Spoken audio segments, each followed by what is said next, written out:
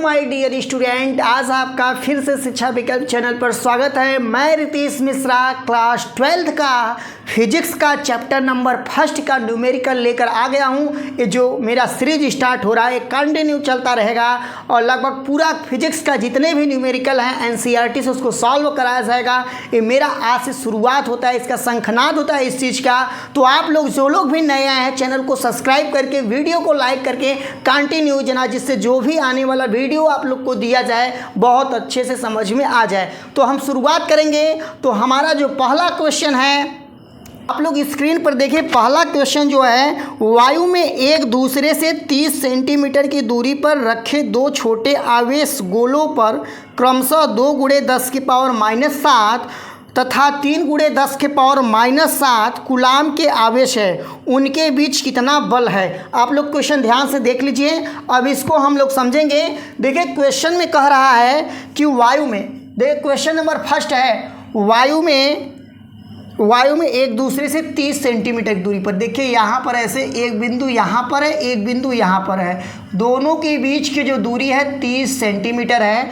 यहाँ पर जो आपका आवेश है 2 × 10⁻⁻7 कूलाम है, यहाँ का आवेश जो है आपका 3 × 10⁻⁻7 है। तो कह रहा है कि इन दोनों आवेशों के कारण उसमें कितना बल लगेगा, कितने न्यूटन का बल लगेगा, ये हमसे पूछा गया है। इसी को हम लोग ध्यान से समझेंगे और आप लोग कंटिन्यू बने रहिए।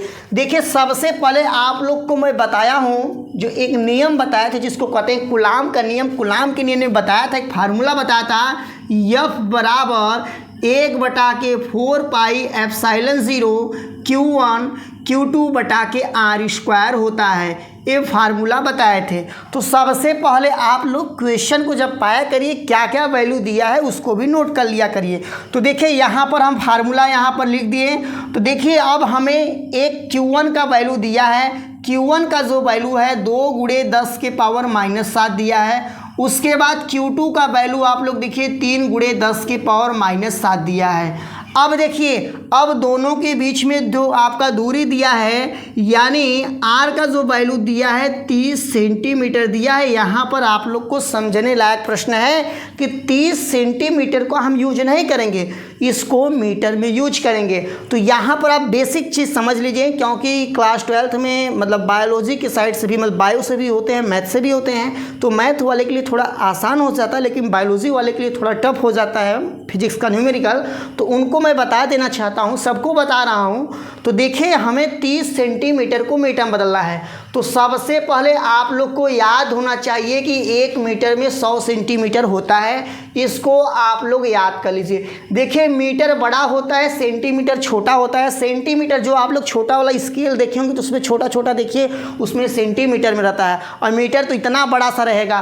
तो हम लोग देखिए बड़ा है ये छोटा है। जब भी कोई पूछेगा कि 2 मीटर में कितना सेंटीमीटर, यम से मीटर, तो आप तुरंत 2 से 100 में गुणा कर दिया करिए। कोई पूछेगा 3 मीटर में कितना सेंटीमीटर, तुरंत 100 से गुणा कर दिया करिए। कोई पूछेगा 10 मीटर में कितना सेंटीमीटर, तुरंत आप लोग 10 में 100 से गुणा कर दिया करिए। भैया पूछेंगे क्यों, बता देना मेरे भाई 1 मीटर में 100 सेंटीमीटर होता है। लेकिन यही बात यदि कोई उल्टा पूछे, कहे 1 सेंटीमीटर में कितना मीटर, 2 सेंटीमीटर में कितना मीटर, 3 सेंटीमीटर में कितना मीटर, 4 सेंटीमीटर में कितना मीटर, तो ऐसे चीज के लिए हम लोग 100 से भाग देते हैं। जैसे हमसे कोई पूछा 5 मीटर में कितना, 5 सेंटीमीटर में कितना मीटर कोई पूछ लिया, ठीक है। तो अब हम सोचेंगे यार वो तो छोटा दिया है, सेंटीमीटर छोटा होता है और मीटर बड़ा होता है। अब हमें बड़े में, छोटे से बड़े में जाना है तो हम क्या करते हैं, भाग देते हैं। तो तुरंत 5 के नीचे 100 लगा देंगे, ठीक है, समझ गए। तो यहाँ पर हमें 30 सेंटीमीटर में कितना मीटर ज्ञात करना है, तो हम तुरंत यहाँ पर 30 लिखेंगे और यहाँ पर 100 से भाग देंगे तो 0 0 कट जाएगा और यहाँ पर आपका आएगा 0.3 आएगा। अब फिर मैं बता देना चाहता हूँ यहाँ पर 0.3 कैसे आता है। देखिए ध्यान समझिए, 10 से 100 से 1000 से, 10,000 से, 1,00,000 से, 10,00,000 से, इन सब से भाग देने में बहुत आसान होता है, चुटकियों में भाग दिया जा सकता है। जैसे कोई कहा 125 में 100 से भाग दीजिए, ठीक है, 125 में 100 से भाग दीजिए। तो इसमें हम लोग सोचेंगे यार इसमें 125 में पहले बताओ दशमलव है कि नहीं है, ये आप लोग सोचिए 125 में दशमलव है कि नहीं है। तो आप लोग कहोगे सर जी नहीं है, लेकिन मैं बता देना चाहता हूँ जो दशमलव होता है छुपा रुस्तम है, वो यदि दिखाई नहीं दे रहा तो जान जाओ छुपा होगा, लेकिन अवश्य कहीं ना कहीं यहाँ होगा ही होगा। 125 में दशमलव है, इसमें आप लोग को दिखाई नहीं दे रहा है, तो यानी इसका मतलब हुआ इसका दशमलव कहाँ है, लास्ट में है। जब भी यहाँ देखो किससे भाग दे रहे हैं, 2 जीरो वाले से, किससे भाग दे रहे हैं, 2 जीरो वाले से, यानी डेसिमल जो 5 के बाद था यहाँ से 2 स्थान उछड़ के कूद के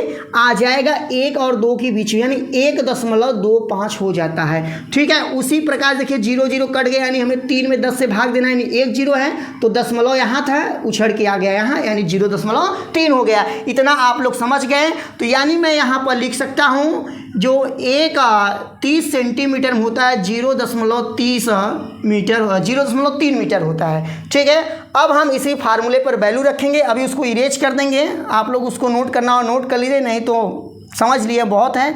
तो फार्मूला F बराबर अभी भी हमने देखिए 1/4πε0 है। तो कूलाम का नियम यदि आप नहीं पढ़े हैं तो उसको कमेंट बॉक्स में बताइए, तो उसको या तो वीडियो अपलोड है हम दे देंगे, ठीक है, और यदि आपको उसमें भी दिक्कत है तो फिर से वीडियो लाया जाएगा। तो यहाँ पर देखिए इसका जो वैल्यू है 9 × 10 के पावर 9 है, तो यहाँ पर 1/4πε0 का वैल्यू आ गया 9 × 10 के पावर 9 है। अब Q1 का वैल्यू देखिए क्या है, 2 × 10 के पावर -7 है। देखिए हम फार्मूला के हिसाब से चलते हैं। अब यहाँ पर Q2 का वैल्यू क्या है, 3 × 10 के पावर -7 है, ठीक है। अब नीचे फार्मूला में क्या है जरा ध्यान से देखो, r² है, r का वैल्यू मैं क्या निकाला हूँ 0.3 मीटर, यानी 0.3 × 0.3 करेंगे। ये कैसे होता है पता है, स्क्वायर है भाई, स्क्वायर का मतलब क्या होता है, 2 बार लिखना है। इस बात को दिमाग में धीरे से सुन लीजिए, किसी को बताना नहीं, स्क्वायर का मतलब क्या होता है, 2 बार लिखना, ठीक है। अब देखिए अब हम थोड़ा सा इसमें थोड़ा दिमाग लगाएंगे, कहेंगे 9 पहले जिसमें नंबर वाले एक साइड कर लीजिए, 9 है, ठीक है, यहाँ पर 2 है, ठीक है, यहाँ पर 3 है, ठीक है। अब देखिए 10 के पावर 9, थोड़ा अब बेसिक चीज़ है भाई, बेसिक चीज़ भी आपको समझा देता हूँ, जिन लोग को आता है कोई दिक्कत नहीं है। देखिए आप लोग क्लास 7th में पढ़े होंगे, याद तो नहीं होगा, काफ़ी दिन हो गया है। एक होता है जब आधार समान होता है तो घातांक जुड़ जाता है, जैसे 10 के पावर 3 × 10 के पावर 3 है, ठीक है, इसको कहते हैं आधार, इसको कहते हैं आधार। जब आधार समान रहता है तो हम लोग घातांक जोड़ देते हैं, यानी 10 के पावर यहाँ पर 3 + 3 हो जाएगा, तो यहाँ 10 के पावर 6 हो जाएगा। इस बात को आप लोग समझ पाए कि नहीं समझ पाए। कुछ बच्चे होते कहते हैं सर जी ये 10 तो 2 बार था, लेकिन एक बार 10 कहाँ गायब कर दिए आप, तो कहेंगे मेरे भाई इसका रूल्स होता है, जो 2 बार 10 10 है, चाहे 10 बार हो 10 चाहे हो, पावर उसको पकड़ के एक ही के पावर जोड़ देते हैं, यानी 10 के पावर क्या आएगा 6 आएगा, ये नियम होता है। लेकिन रही बात जोड़ते समय प्लस माइनस कभी आ जाता है, जैसे देखिए 10 के पावर -3 आ गया, समझिए 10 के पावर -3 10 के पावर -3 होगा। अब हमें इसको जोड़ना होगा, तो हमारा जो नियम होता है 10 के पावर -3 और यहाँ पर -3 जोड़ दिए, ठीक है। तो यहाँ पर जोड़ने का देखिए सिंबल लगा दिए हैं, लेकिन प्लस माइनस का जब गुणा करते हैं तो माइनस हो जाता है, इसी के लिए यहाँ पर 10 के पावर क्या हो जाता है -6 हो जाता है। एक आप यहाँ पर समझ गए, एक आपको यहाँ बताए थे 1 नंबर, और दूसरा नंबर यहाँ बता दिए हैं। तीसरा नंबर समझिए, जैसे 10 के पावर कहीं आ गया -5, कहीं आ गया 10 के पावर 12 आ गया, ठीक है। अभी एक और बताएंगे, तो देखिए यहाँ पर तो 10 के पावर -5 और +12 हम जोड़ देंगे, और यहाँ पर जोड़ने तो हम कह दिए, लेकिन यहाँ पर माइनस था यहाँ पर प्लस था, और जब किसी भी संख्या में एक माइनस होता है और एक प्लस होता है तो यहाँ पर जो हो जाएगा 10 के पावर 7 हो जाएगा। देखिए यहाँ पर -7 नहीं आएगा, -7 नहीं आएगा। 12 बड़ा है कि 5, जो संख्या बड़ा रहता है उसके सामने वाला चिन्ह लिखा जाता है, ठीक है। इसको आप लोग समझ गए हैं। तो यहाँ पर देखिए 10 के पावर 9 है, ठीक है। देखिए -7 और -7, इसको भी हम थोड़ा आप लोग को सॉल्व कर दिखा दें।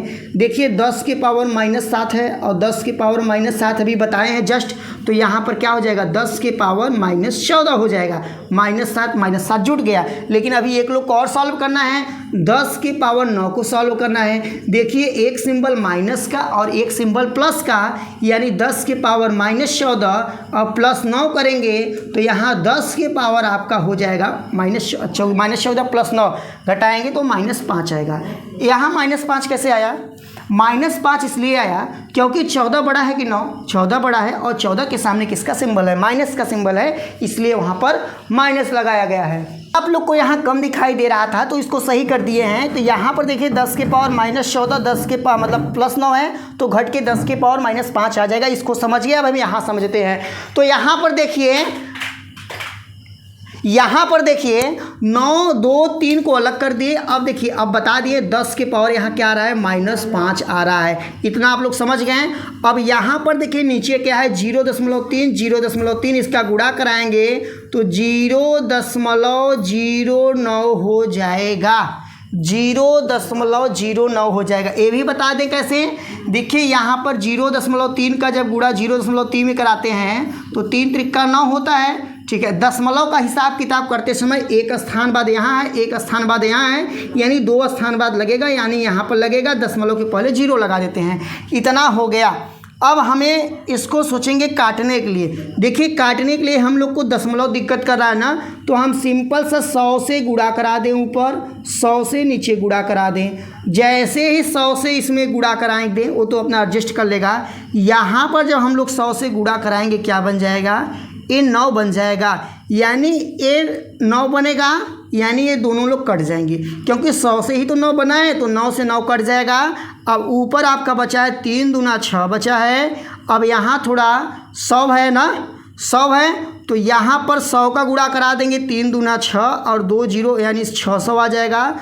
10 के पावर -5 आ जाएगा, ठीक है। अब देखिए यहाँ पर -5 की वजह से हम लोग चाहे 2 स्थान इधर पहुँचा सकते हैं, तो यानी आंसर जो होगा 6.0 × 10 के पावर -3 न्यूटन इसका आंसर आएगा। आशा है, उम्मीद है इसको समझ गए होंगे। तो इस वीडियो को अब एंड किया जाएगा। इसमें मात्र पहला क्वेश्चन ही सॉल्व हो सका है। बहुत जल्द आपसे मिलते हैं दूसरे क्वेश्चन में, लेकिन तब तक आप लोग इसको 1 बार 2 बार 3 बार, इसमें आप लोग को बेसिक चीज़ बहुत ज़्यादा बताया गया था, तो इसलिए इसको आप लोग नोट कर लीजिए, जना बार बार इस चीज़ को बताना न पड़े, आप लोग बहुत अच्छे से समझ जाए। ठीक है, आपको वीडियो अच्छा लगा हो तो लाइक, चैनल को सब्सक्राइब, वीडियो को